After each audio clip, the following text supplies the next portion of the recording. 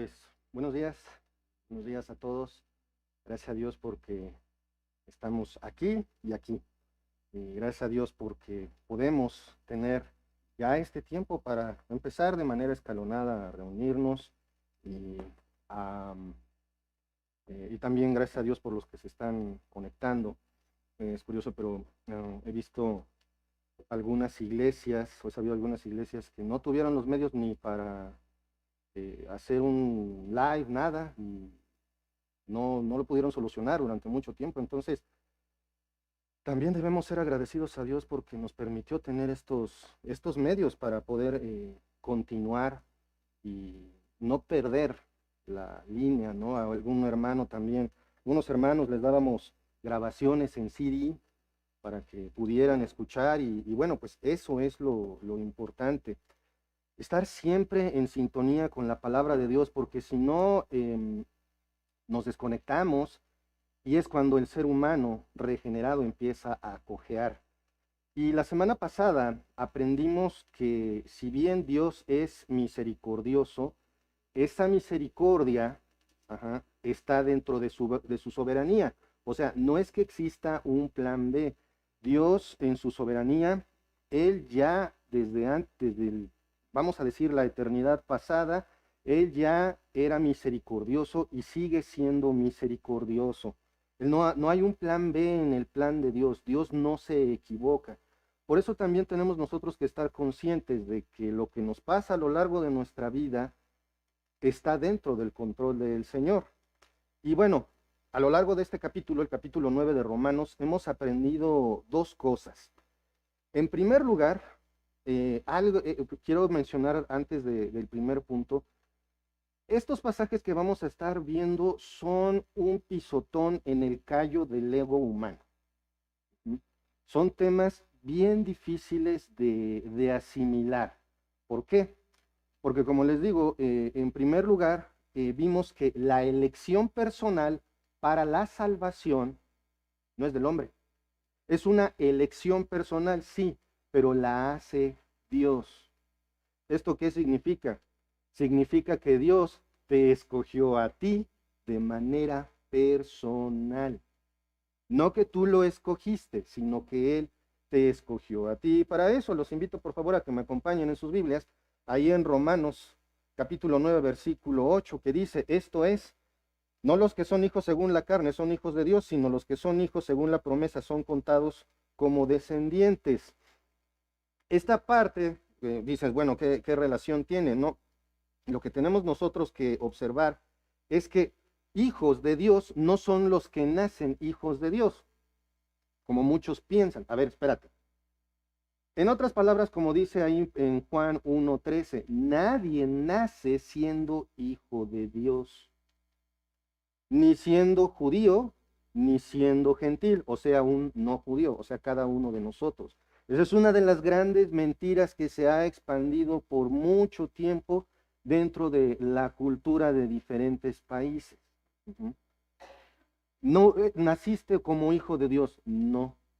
Juan 1:13 nos dice bien claro que nadie puede ni nacer, ni decidir, ni decirte que eres hijo de Dios. Solamente Dios puede hacerte su hijo. La elección divina entonces indica que es exclusivista. ¿Qué quiere decir esto? Que Dios tiene el derecho exclusivo de escoger quién es hijo de Dios y quién no.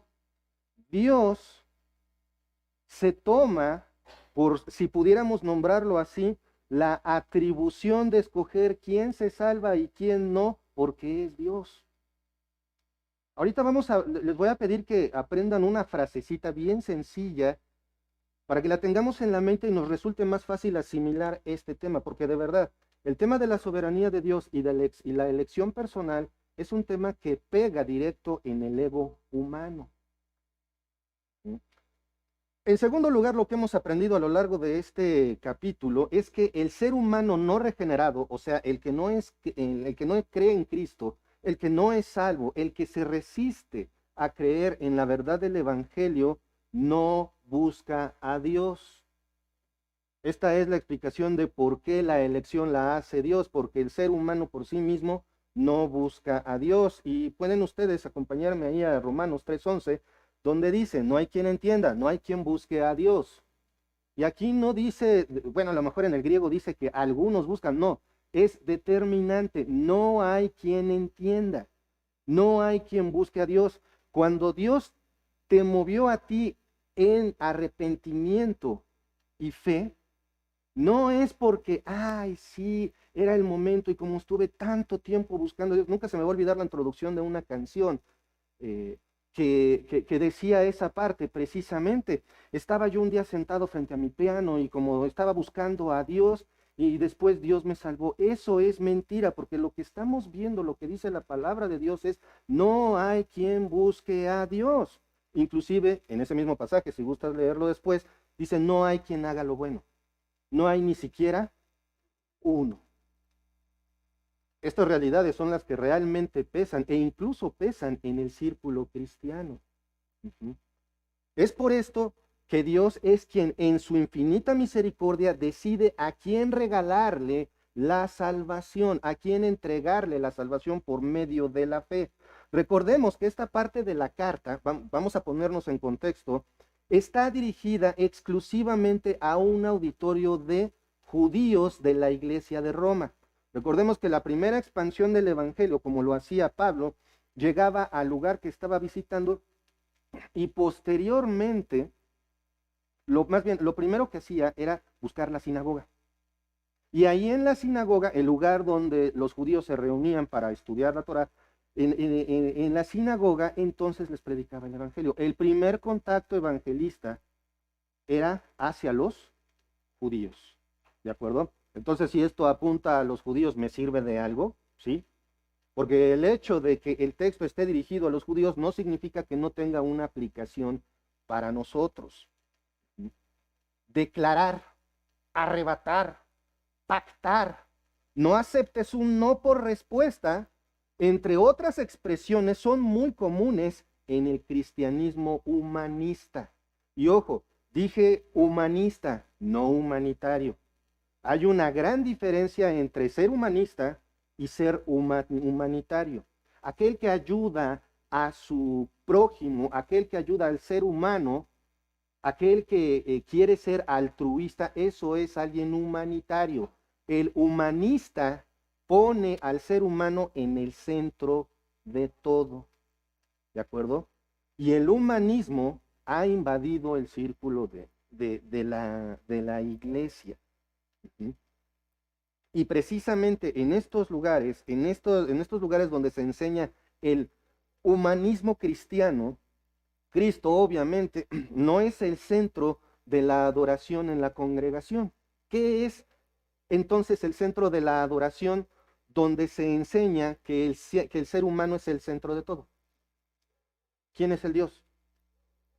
El ser humano, no Cristo. Tenemos que tener mucho cuidado cuando queremos empezar a poner al ser humano en el centro de todo. ¿Y por qué estoy hablando de el humanismo? ¿Por qué estoy hablando de estas corrientes donde dicen tú declara a Dios y lo vas a tener? Casi apriétale la cuerda a Dios en el cuello y Él te tiene que dar lo que te tiene que dar. Porque precisamente eso es lo que satisface el ego humano. Eso es lo que satisface. Por eso es que dicen, ay no, esas iglesias donde nada más enseñan la Biblia, qué aburrido. Y ahorita precisamente en el seminario, en el libro que estoy leyendo de tarea, habla precisamente de un movimiento que es la iglesia emergente. Una iglesia donde más bien parece cafetería y el pastor, los líderes, parece un chavorruco.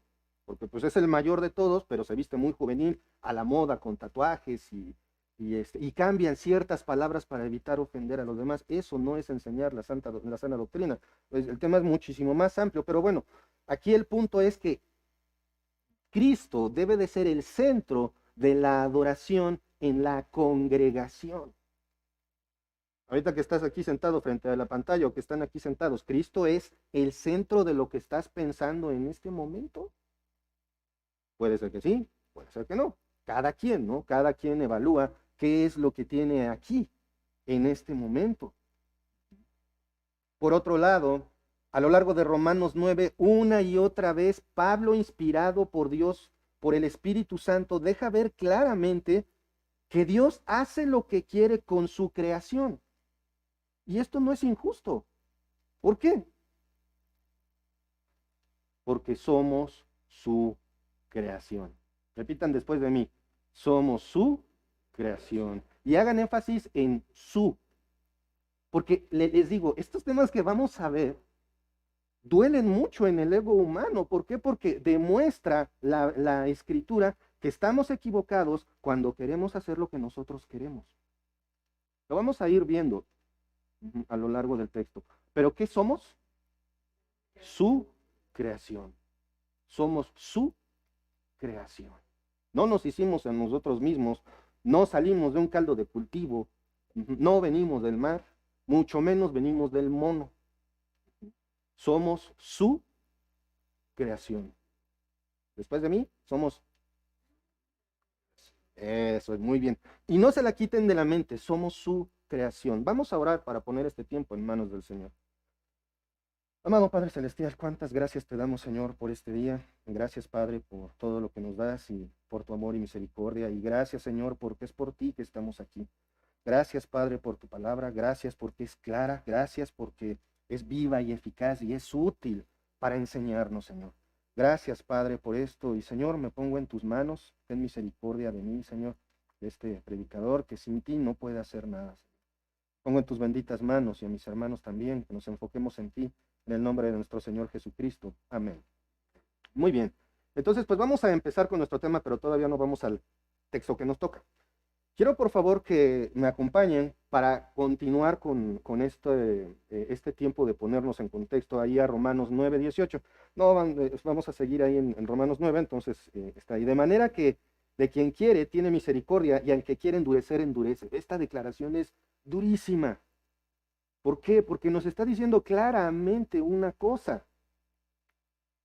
Y es el tema que vamos a abarcar subsecuentemente. Deja perfectamente claro, después de que Pablo citó el caso de Faraón y Moisés, que fue Dios el que endureció el corazón del gobernante de Egipto. Nada de que, no, es que Faraón se le pudo resistir a Dios porque era bien bueno. Y eso lo he escuchado también en el círculo cristiano. Muchas veces nos atrevemos a decir, es que yo me le resistí a Dios no sé cuántos años. ¿De verdad? ¿De verdad podemos resistirnos a Dios? No, porque Él, como vemos en el texto que ahorita estamos viendo ahí en 9:18, tiene misericordia de quien quiere y endurece a quien quiere. O sea, si hay alguien a quien tú le estás comparte y comparte y comparte y comparte el evangelio y nada más no, no, no y no, ¿quién crees que es el que está endureciendo su corazón? Dios. Porque es su propósito. Ojo, no quiere decir con esto, no, entonces ya para qué le comparto si Dios le endurece el corazón. No. Tú no sabes en qué momento se va a ablandar su corazón y es lo que estamos estudiando en Hechos, ¿no, Mark? Precisamente cuando ejecutaron injusta, ilegal y salvajemente a Esteban. Y alguien que estaba ahí básicamente echándoles porras a los que estaban lapidando a Esteban era Saulo de Tarso, conocido más popularmente por la iglesia como Pablo. Y después de eso, básicamente arrastraba a la gente para llevarla a la cárcel y posteriormente ser ejecutados. ¿Qué gente? Cristianos exclusivamente. Y después se convirtió en el más grande evangelista, no en el único, en el más grande evangelista de la iglesia incipiente a los gentiles. Tú no sabes quién va a ser salvo y quién no. Dios sí, pero Dios endurece el corazón porque le place endurecerlo, porque es para su propósito.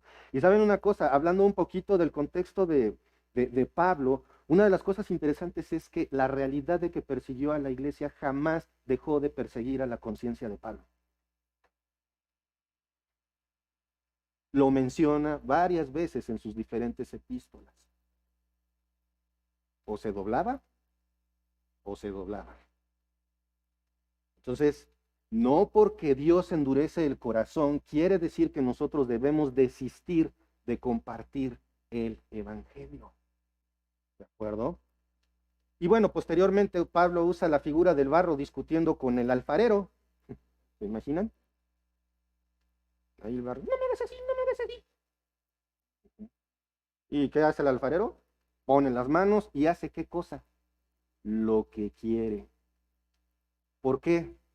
Porque somos su creación. Somos su creación. Eso es algo que nos tenemos que meter en la mente. Somos su creación. Imagínense, estamos barriendo, hacemos una bola de polvo ahí en la esquina y el polvo, no me tires, no me tires. No, no te voy a tirar. No, no me interesa qué hay ahí, se va a la basura y se acabó. ¿Por qué? Porque lo puedo hacer yo. Pero Dios, que es el creador del universo, ¿qué creen que hace con el universo entero? Lo que quiere. Y no es un niño caprichoso con una granja de hormigas. Es el Dios todopoderoso. No pienses no pienses en aquel que te creó como alguien como tú. No es humano. Es completamente diferente a nosotros. Por eso podemos confiar plenamente en su soberanía. Porque somos,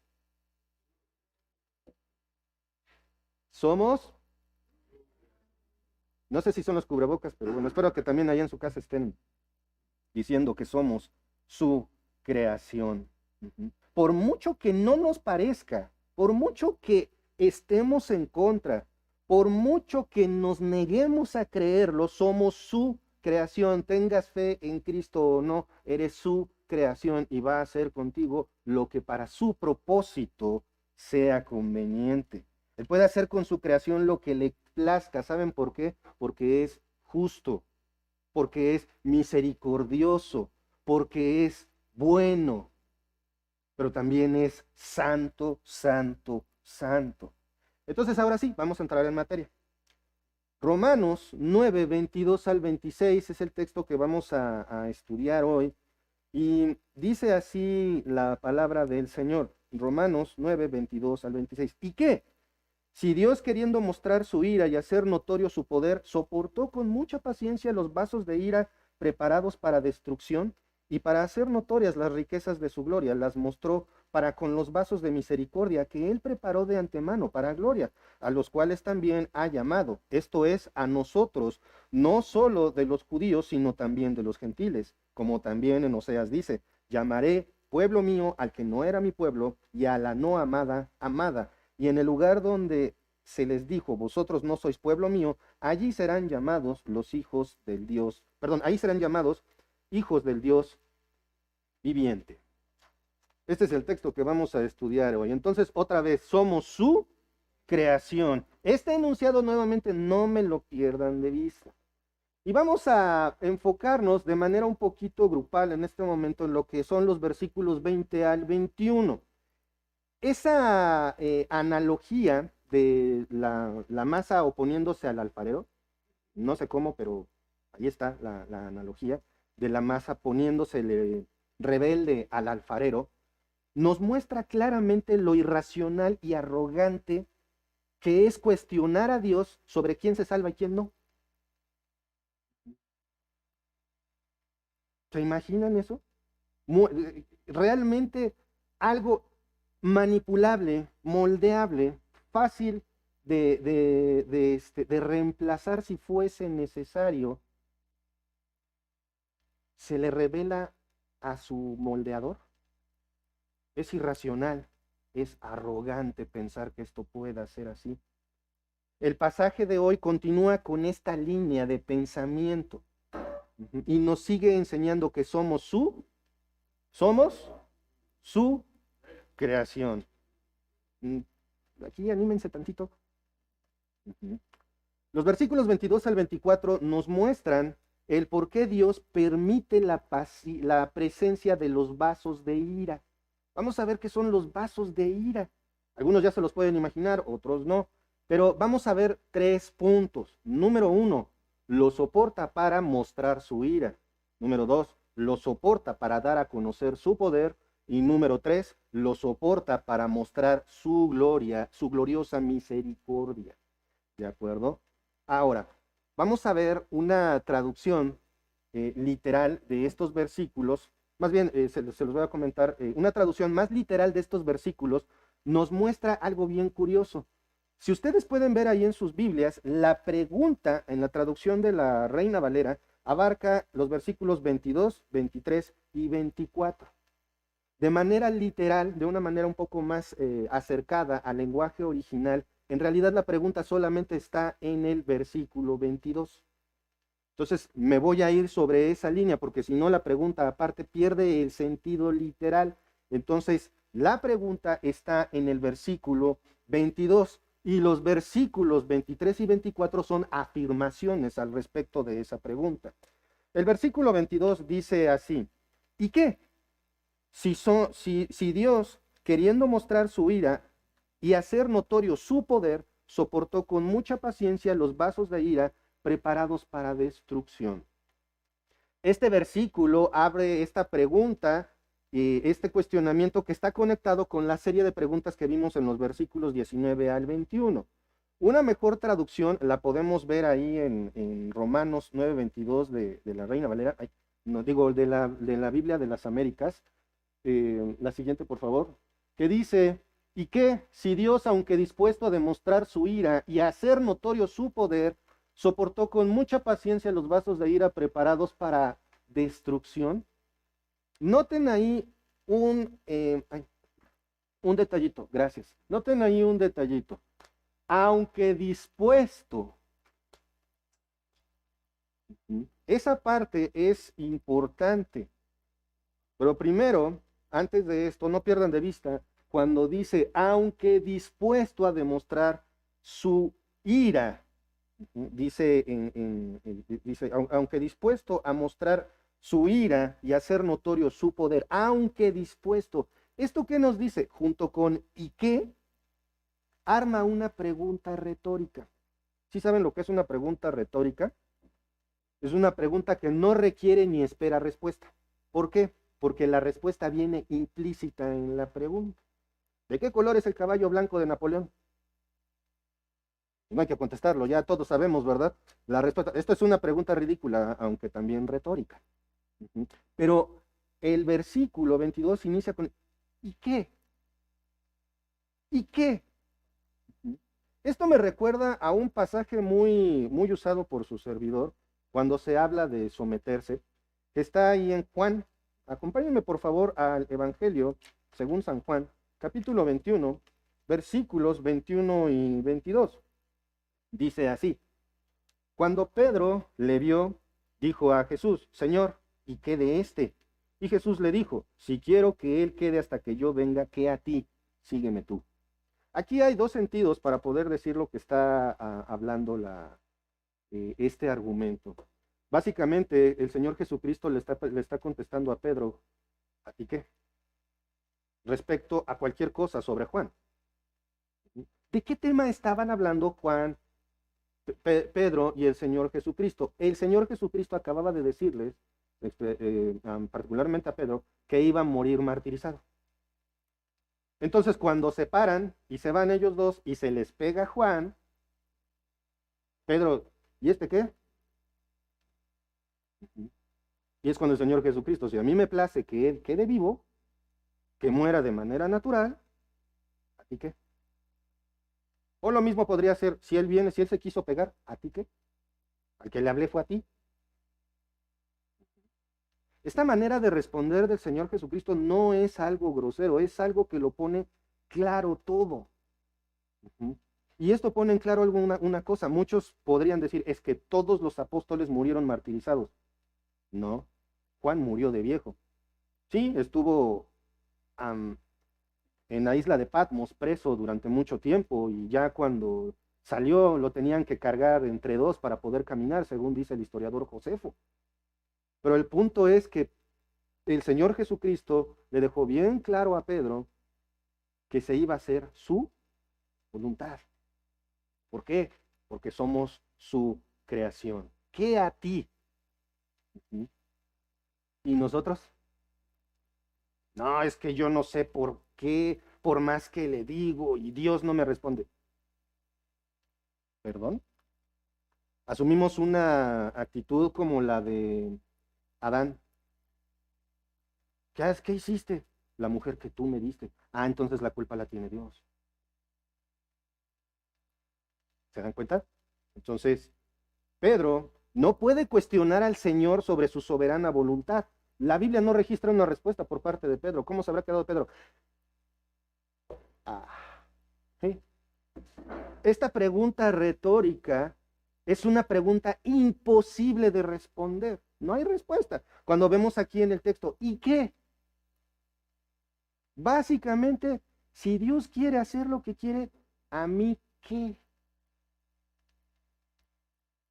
Esa parte también es difícil de entender porque ¿qué queremos hacer nosotros en nuestra vida? ¿La voluntad de Dios o nuestra soberana voluntad?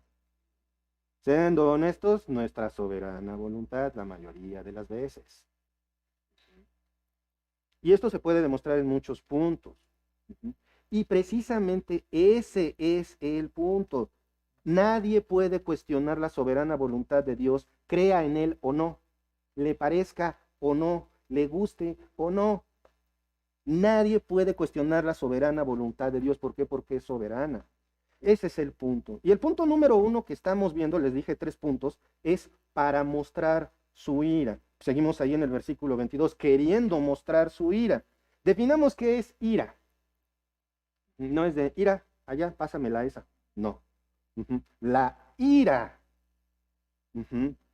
es del griego orge, que es una pasión violenta, aborrecimiento justificable, airar, castigo, enojo. Pero ojo, esta parte de pasión violenta y aborrecimiento justificable únicamente aplica en el contexto de Dios. Solo Dios se enoja siempre de manera justificable. Solo Dios tiene algo que se llama ira santa, como el Señor Jesucristo, porque Él es Dios. Cuando entró al templo y encontró puestos por todos lados de cambistas, de gente vendiendo animalitos para el sacrificio, se hace un ariete y órale, a tirar sillas, a tirar mesas. No le pegó a nadie. Ojo, no le pegó a nadie. La Biblia no dice que haya golpeado a las personas. Esa ira, ese enojo en cualquiera de nosotros hubiera sido, ay, hasta que se me retuercen las tripas y me da chorro de puro coraje. En el Señor Jesucristo esto no fue así, porque el celo de su casa lo consumía. Solo Dios puede entrar en esa categoría de un aborrecimiento justificable. Si yo aborrezco a mi hermano, no va a ser justificable por aborrecible que sea. Si me cae gordo un hermano, no es justificable por más argumentos que des. Solo Dios puede aborrecer de manera justificable. ¿Por qué? Porque ¿qué aborrece Él? El pecado. Y eso es justo. Sofonías, vamos ahí a Sofonías, capítulo 1, versículos 14 al 16. Sofonías, ahí en la zona más blanca de la Biblia. Dice así la palabra del Señor. Cercano está el día grande de Jehová, cercano y muy próximo. Es amarga la voz del día de Jehová. Gritará allí el valiente. Día de ira aquel día, día de angustia, de aprieto, día de alboroto y de asolamiento, día de tiniebla y de oscuridad, día de nublado y entenebrecimiento, día de trompeta y de algaraza sobre las ciudades fortificadas, sobre las altas torres.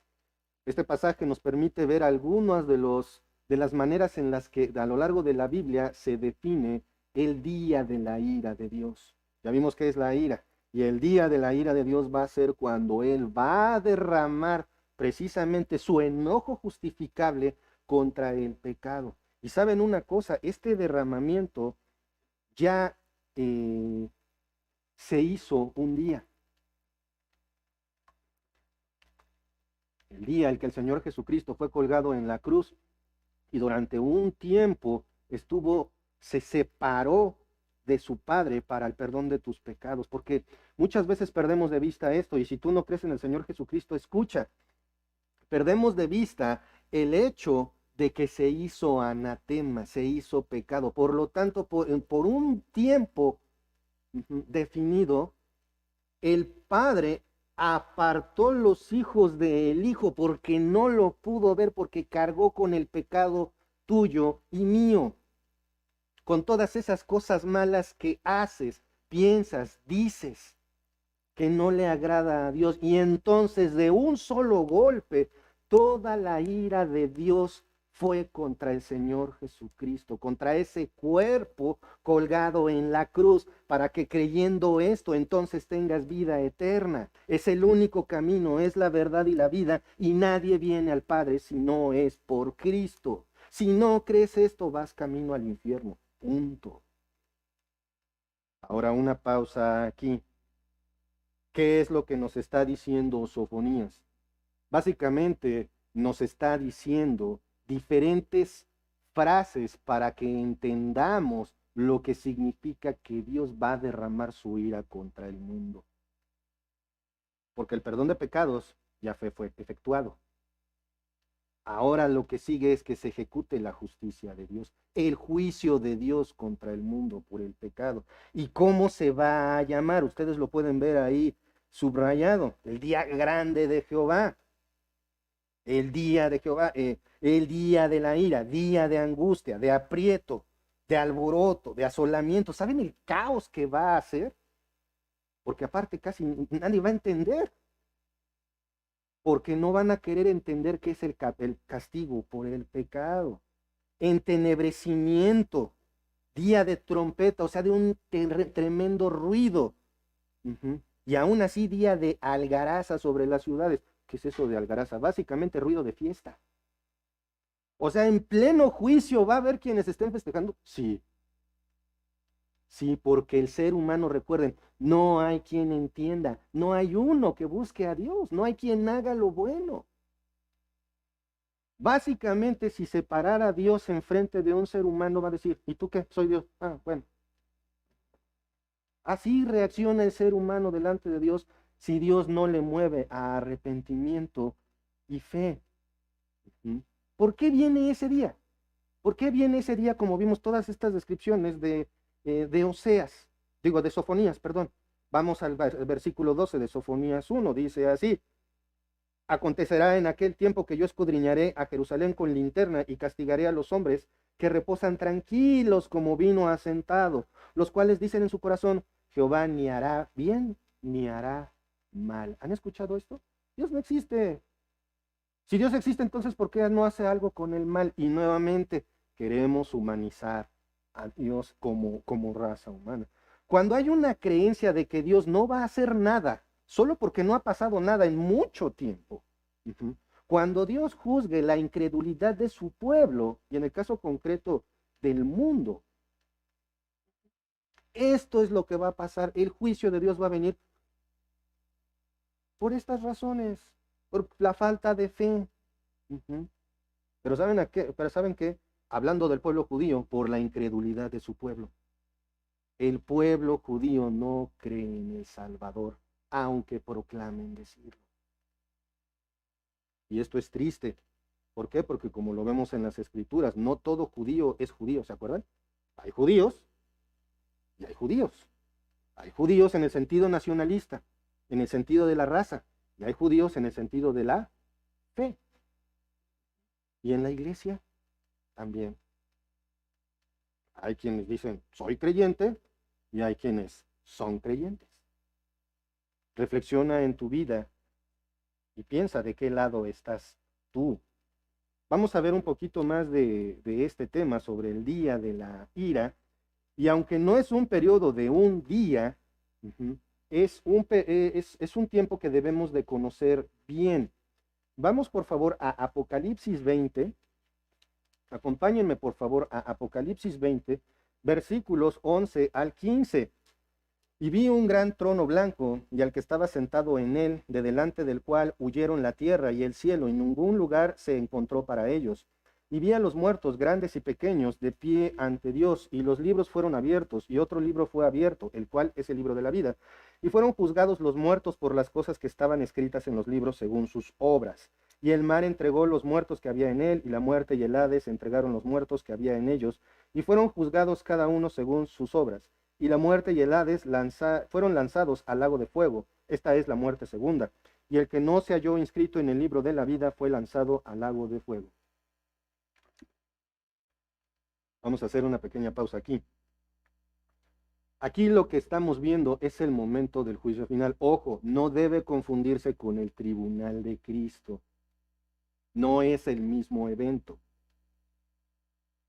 ¿Qué es lo que estamos viendo aquí? Al Señor Jesucristo en un trono juzgando a los muertos de todas las edades, de todos los países, de todas las creencias. Y nosotros figuramos aquí. Es curioso que muchos piensan que sí, pero no es así. ¿Por qué? Porque dice bien claro al final que no va a haber absueltos. ¿Por qué se está juzgando a cada uno aquí? Cualquiera podría pensar, como dice el versículo 12, según sus obras. Están siendo juzgados según sus obras. Esto no es así. Las obras de las personas sí pueden ser puestas enfrente del Señor, pero lo que importa es lo que vemos en el versículo 15, hallarse inscrito en el libro de la vida. Eso es lo que importa, hallarse inscrito en el libro de la vida. En otras palabras, lo que decide si eres hijo de Dios o no es el hecho de si tienes tu fe puesta en el Señor Jesucristo o no. No que te portes bien, no porque no cometas pecados, eso viene después. Esa parte es la transformación que el Espíritu Santo hace en tu vida para que entonces empieces a aborrecer el pecado y empiezas a tener un cambio. Pero es algo que solamente el Espíritu Santo puede hacer. Si bien Dios, vamos a dejar este pasaje para analizarlo en un futuro, pero si bien Dios puede y va a demostrar su ira, la pregunta retórica, ese ¿y qué? Apunta también que al mostrar su ira, Él también está para dar a conocer su poder. Punto número 2. ¿Para qué está aguantando esos vasos de ira? ¿Para qué los soporta? Para dar a conocer su poder. Literalmente dar a conocer su poder, donde vemos la continuación ahí en Romanos 9:22, dice, y que si Dios queriendo mostrar su ira y hacer notorio su poder, dar a conocer su poder, literalmente manifestar su poder. La palabra poder viene del griego dunatos, que quiere decir capaz, fuerte, poderoso. Mostrar de lo que es capaz Dios frente al pecado y el pecador. ¿Se acuerdan lo que leímos? Ser lanzados al lago de fuego. Esa es la manifestación de su poder.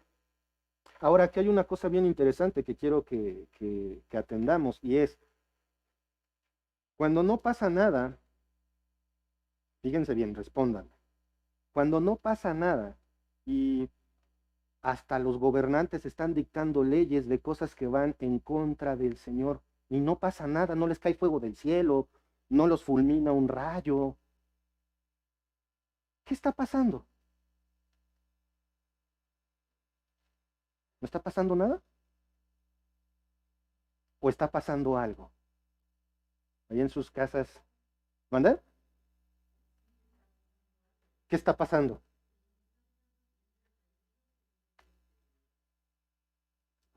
En realidad no. No al libre albedrío. No al libre albedrío porque finalmente están haciendo su voluntad. Ojo, el juicio de Dios contra naciones y personas es que hace que te hundas cada vez más en tu pecado. Es que esta persona, y es que cada vez hace más mal, y le va re bien. Es Dios ejecutando su juicio sobre de él. Es que el que tranza no avanza. Y yo veo, ahorita que estamos en tiempo electoral, ¿no? Todos los políticos sacando las cosas de los otros, atacando. Eso ha sido siempre. ¿Qué es? El juicio de Dios ejecutándose. Es que con el gobernante a tal país le está yendo súper mal. es el juicio de Dios ejecutándose sobre la nación. No porque percibamos que no pasa nada, esto es cierto. Es que mi vecino cada vez es peor y se está hundiendo más y más para que cuando llegue al punto del juicio del trono blanco, por más que le digan a Jesús, es que yo era re buena persona, ¿qué es lo que estuvieron haciendo todo el tiempo? Hundiéndose a sí mismo. ¿Quién endureció el corazón de Faraón? Dios. ¿Quién puso en Judas traicionar al Señor Jesucristo? Dios. ¿Por qué? Porque somos su creación. Así muestra su poder. Esto significa que el ser humano que esté predestinado para sufrir la ira de Dios, va a ver lo que es capaz Dios.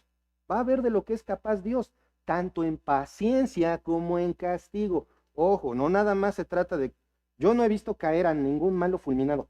Yo cuando cometía mis pecadotes, no me cayó un rayo, no, al contrario, cada vez me hundía más en mis vicios, mis costumbres, mis...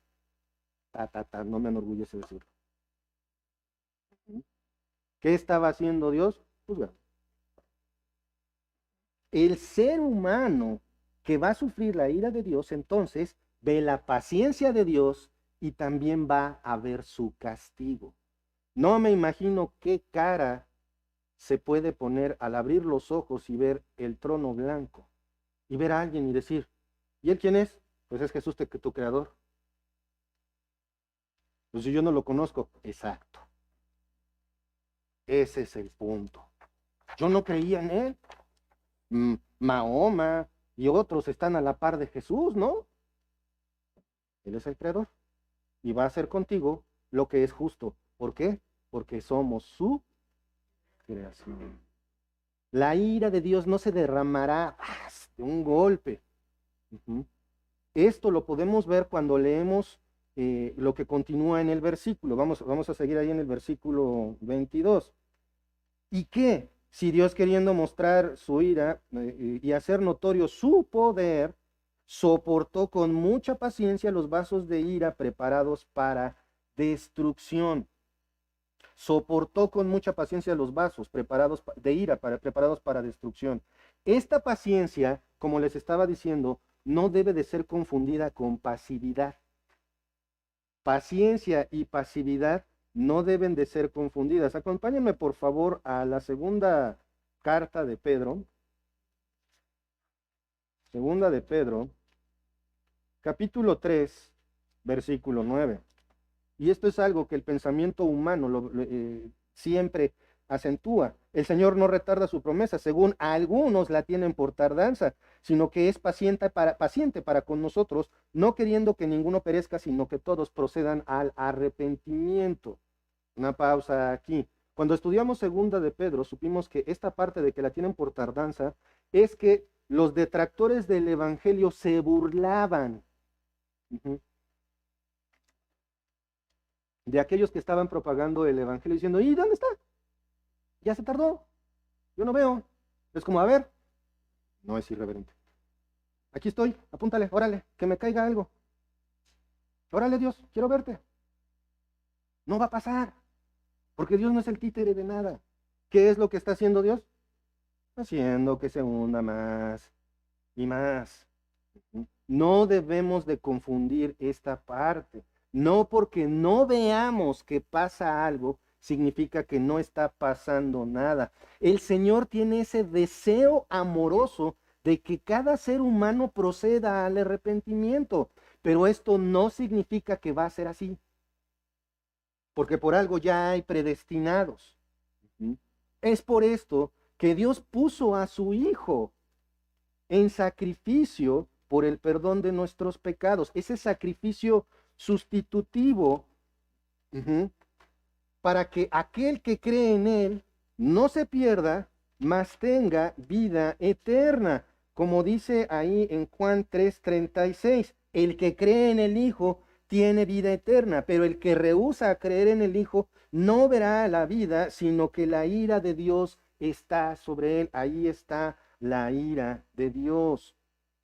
Este es el glorioso evangelio. Esto es lo que debes de creer para salvación, no ideas personales. ¿Por qué? Porque más Dios muestra ahí Romanos 5:8 su amor para con nosotros, en que siendo aún pecadores, Cristo murió por nosotros. Y estás sentado viendo esto y te dices, cristiano, Cristo murió por ti separado del Padre para darte vida eterna. ¿Para qué? Para que sigas en el estilo pecaminoso de tu vida. Un cristiano no piensa así. Continuando con lo que dice la Escritura respecto al glorioso evangelio de salvación, ahí en Juan 14:6 dice así: Jesús dijo, yo soy el camino, la verdad y la vida, nadie viene al Padre sino por mí. No hay otro medio de salvación que no sea la fe en el Señor Jesucristo. Ven a Cristo en arrepentimiento y fe. El tiempo sigue corriendo. No tardes. Si no tienes seguridad de salvación, si no estás seguro de si eres agradable a los ojos de Dios, ven a Cristo en arrepentimiento y fe. Vamos a continuar en el versículo 23. Vamos a continuar. Termina aquí la pregunta. Nosotros leemos, y para hacer notorias las riquezas de su gloria, las mostró para con los vasos de misericordia que él preparó de antemano para gloria. Una mejor traducción de cómo inicia este versículo es, lo hizo para. Esto significa que dice, lo hizo para hacer notorias las riquezas de su gloria. Y este es el punto número 3 que estamos estudiando, para mostrar su gloriosa misericordia. Así como existen los vasos de ira, ¿qué existen también? Los vasos de misericordia. Es decir, aquellos que fueron predestinados para ser salvos. Si se escucha muy feo ser predestinados para el castigo eterno porque somos su creación, ¿cómo se escucha ser vasos de misericordia porque somos su creación? Ya cambia, ¿verdad? Ya el asunto ya es diferente. Ahí sí acepto la soberanía de Dios, porque soy vaso de misericordia. Ahí sí me gustó. Ahí sí me gusta porque suena bonito, ¿no? Pues, ya voy al cielo.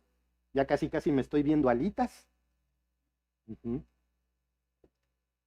Ser vaso de misericordia significa que Dios deposita dentro de ti su misericordia. Esto es el Espíritu Santo, para que así camines como le es agradable a Él, porque solamente Él te puede decir lo que es agradable a Él. ¿Caminas así? ¿Eres un vaso de misericordia? ¿Se te desparrama la misericordia? Porque recuerden que Dios lo hace abundantemente. ¿Se te desparrama la misericordia en tu andar diario? ¿Se te nota la misericordia de Dios en tu actuar, pensar, hablar, caminar por la vida? Ahí es donde... Pero recuerda, eres vaso de misericordia. ¿Por qué? Porque eres su creación. Soy su creación y por eso Él hace conmigo lo que le place para cumplir con su propósito.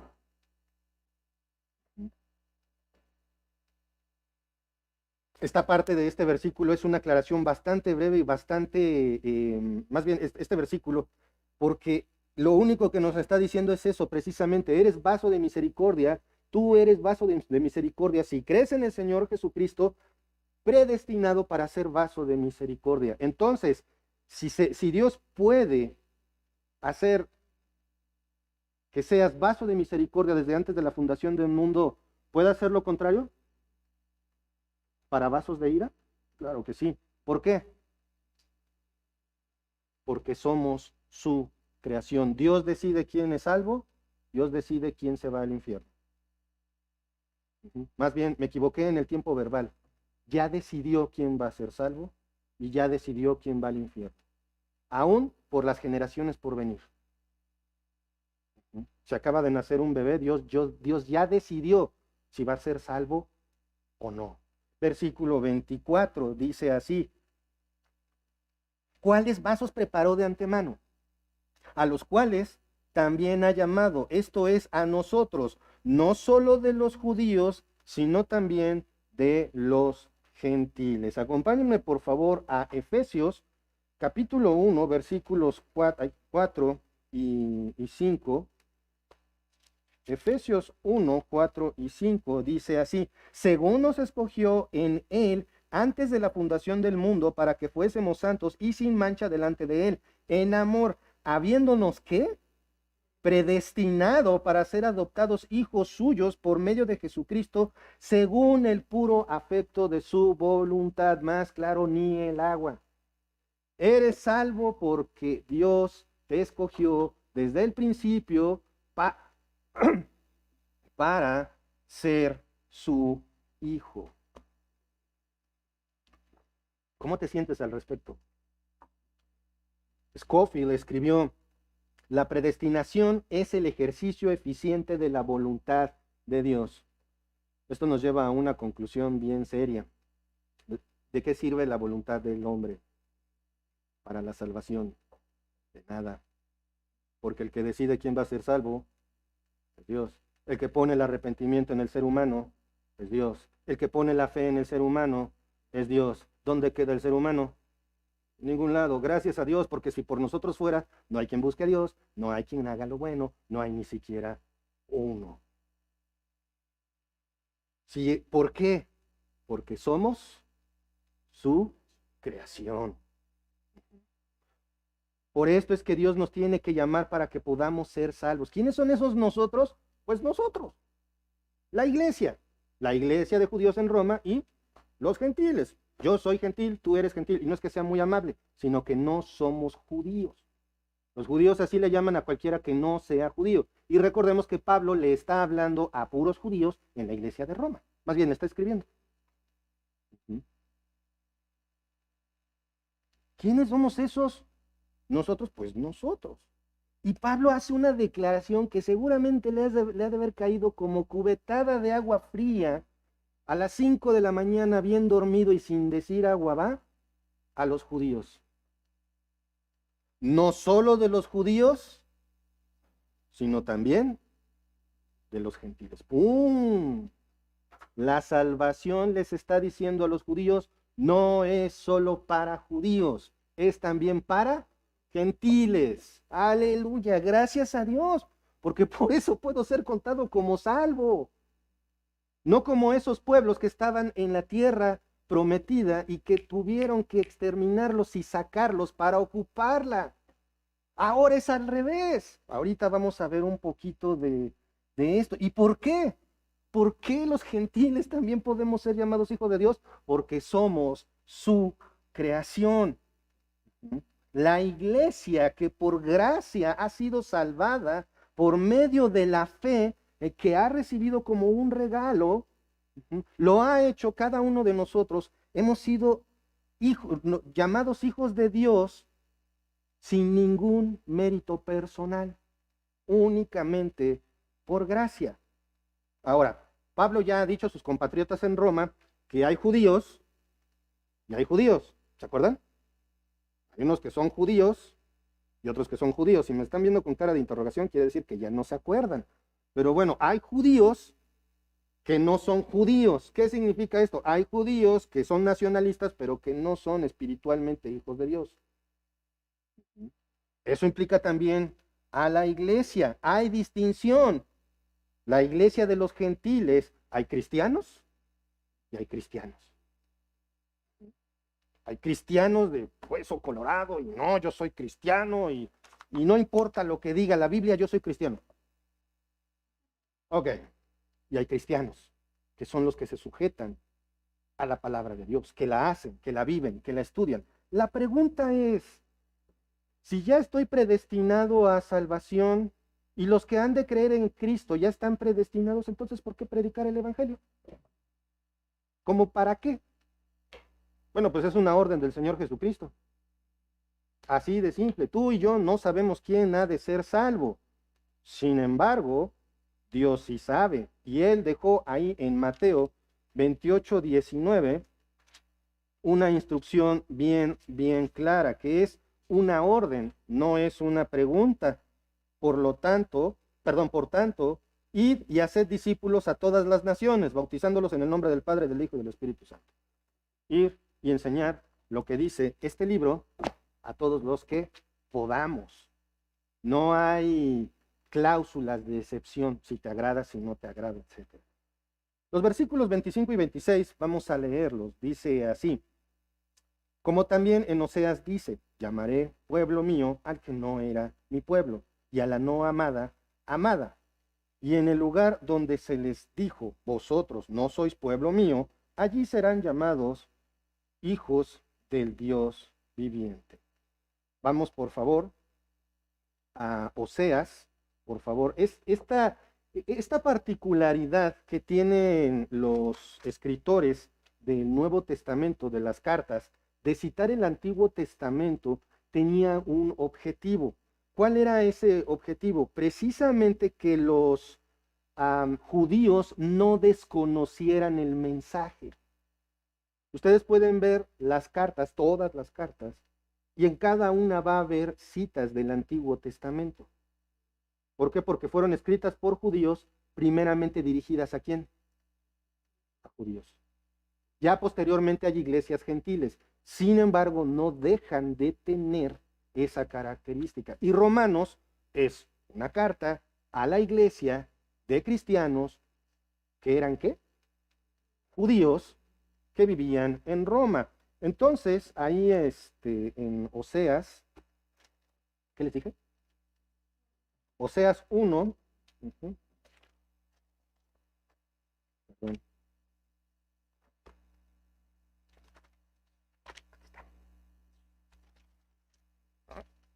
Eso de que esté tan pegadito.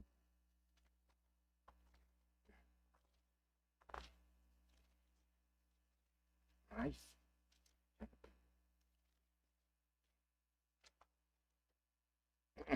Listo.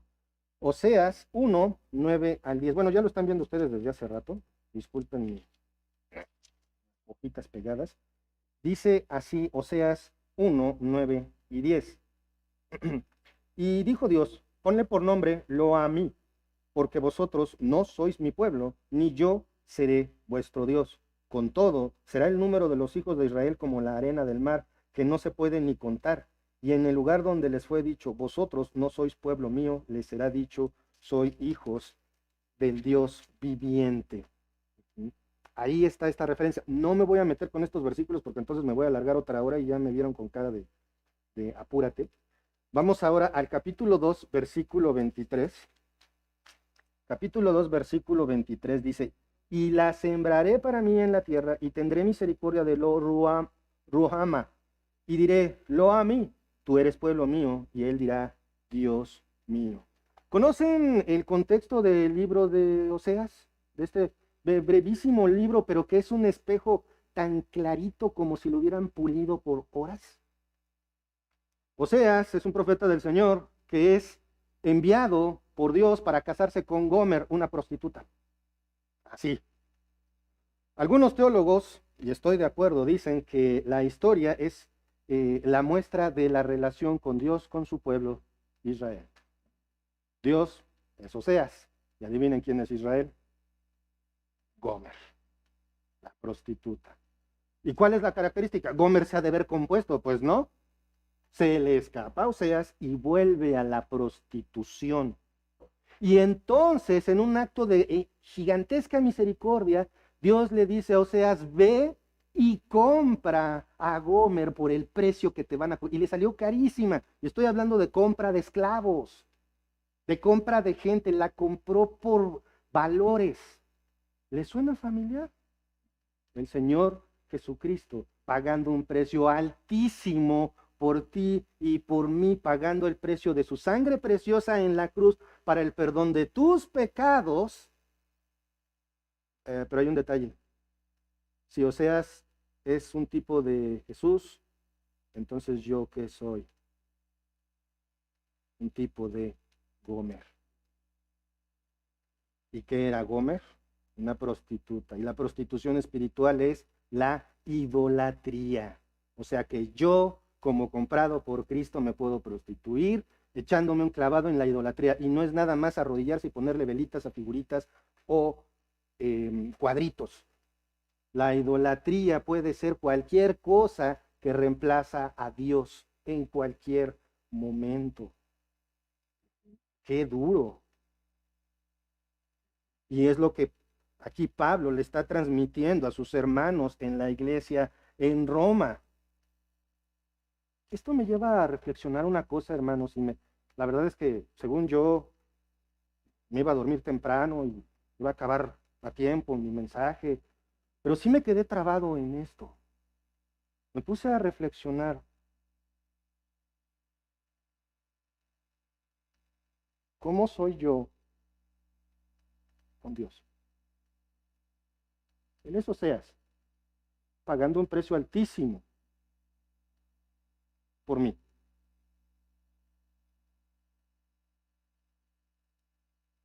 No soy su pueblo. El pueblo de Israel tampoco era su pueblo. Dios creó un pueblo nuevo a partir de un patriarca y ese pueblo siempre lo traicionó. ¿Yo cómo soy? ¿Qué tanto me parezco a Israel? Es bien fácil apuntar a esos hombres del otro lado del mundo cometiendo atrocidades y decir, ya se imaginarán, yo, yo Gerardo Arzamendi, soy una prostituta espiritual delante de Dios.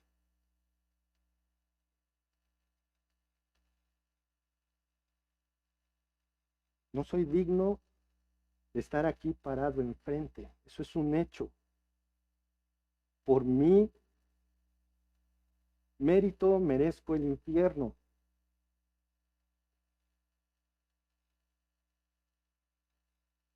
Y eso que ayudé gente durante muchos años. ¿Qué merezco por eso? Por haber yo salvado vidas. Merezco el infierno. Simple, sencillo, porque no es por obras, es por fe. Si tú no crees en el Señor Jesucristo y crees que las cosas buenas que haces te van a salvar, estás en un error. ¿Soy yo como Gomer? Reflexionemos, ¿cómo es mi fidelidad al Señor? Para terminar, no olvidemos que Él es soberano. Él hace lo que quiere con nosotros. ¿Por qué? Porque soy su creación. Él es soberano y por eso tiene vasos de ira a los que está soportando, número uno, para mostrar su ira. Número dos, para dar a conocer su poder. Y número tres, para mostrar su gloriosa misericordia. Esto no choca con su bondad. Esto no choca con su misericordia. Si eres salvo, agradece por haber sido escogido por la gracia como hijo de Dios. Y si no lo eres, ruega al Señor por perdón de tus pecados. Y que puedas tener acceso a la fe en Cristo Jesús, muerto en la cruz, resucitado al tercer día y glorificado al ascender al cielo. Cree en esto y entonces podrás ser salvo. Vamos a orar. Padre amado, Padre celestial, te damos tantas gracias, Señor, por este día. Gracias, Padre, por tu infinita misericordia. Y gracias, Señor, porque nos escogiste. Y Señor, reconocemos tu soberanía, porque así como me has escogido siendo indigno para ser salvo, porque no hay nada bueno en mí, también escogiste a quien no lo va a hacer, Señor. Y eso también está dentro de tu misericordia. Padre, ayúdanos a entenderlo. Es duro, es difícil para nuestras mentes limitadas. Pero Señor, también te ruego por aquellos que están escuchando esto y aún no ha puesto su fe en ti, Señor. Llámales a arrepentimiento y fe. Gracias, Señor, en el nombre de nuestro Señor Jesucristo. Amén. Dios los bendiga.